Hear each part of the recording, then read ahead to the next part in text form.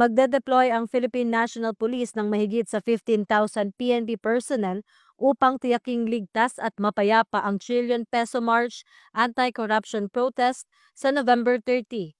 Aabot sa 8,800 na tauhan mula sa NCRPO at 6,200 naman mula sa Special Action Force at regional offices ang itatalaga sa mga pangunahing lugar tulad ng Luneta Park, People Power Monument, EDSA Shrine, paligid ng Malacanang at sa Kongreso, Senado at Independent Commission for Infrastructure sa Taguig.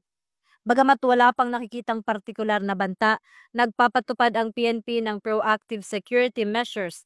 Kabilang na ang masinsinang intelligence monitoring upang maiwasan ang anumang pagtatangkang manggulo o makapagsimula ng kaguluhan sa protesta. Bilang bahagi ng pagpapalakas ng transparency at accountability, inatasan ng PNP ang kanilang ground commanders na makipag-ugnayan sa protest organizers at partner agencies.